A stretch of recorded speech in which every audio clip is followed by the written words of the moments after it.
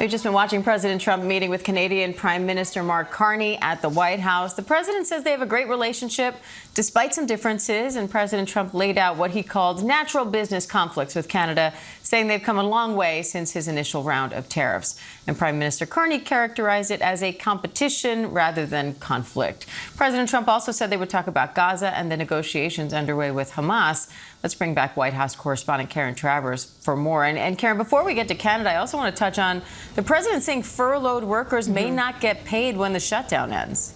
Yeah, Diane, this was an important comment from the president. He was asked a question about this, and he said, it depends on who we're talking about. He said, we're going to take care of our people, and some people really don't deserve to be taken care of, suggesting that some of the hundreds of thousands of furloughed workers right now, people who are off the job during the government shutdown and are not getting paid, would not get back pay, as they have had done to them in every single shutdown before. And here's the important part of this. There was legislation signed in 2019 when President Trump was president. He signed that legislation after that very long shutdown, 35 days, 2018 into 2019. It's the Government Employee Fair Treatment Act. And this says in there that every furloughed worker would get back pay once the shutdown ends and they go back to work. He signed that. And now the administration, though, is looking at that law and interpreting it and trying to look to see if there's a way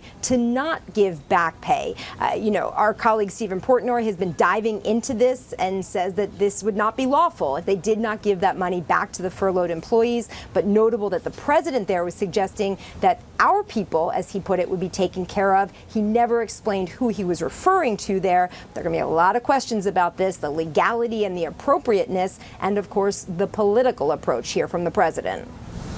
And Canada is a significant trade partner. Next year, we'll review the U.S.-Mexico-Canada trade agreement. So what's at stake in this meeting as far as trade? The president was not going to commit to anything in this meeting. He was asked numerous times if Canada and the prime minister were going to walk away with something, and he said that will come later. But there's two different things here. You've got the tariffs right now that the administration has put on Canada, increased them back in August. There's another increase coming potentially on lumber, which is very important, that comes across the border from Canada into the United States. The president did not indicate that those numbers would go down at this point, saying he's willing to negotiate. He's going to have a conversation with Carney. Then you have the U.S.-Mexico-Canada Free Trade Agreement, which is up for renegotiation next year. That involves all three countries, of course, and that was negotiated and done during the first Trump administration. The president was asked about what he wants to see in a renegotiation of that, and Diane, he even indicated maybe you don't renegotiate it and you do it with individual countries, so that the U.S. and Canada would do something and the U.S. and Mexico. But again, all of that's on the table and still up for debate. And Travers, thank you.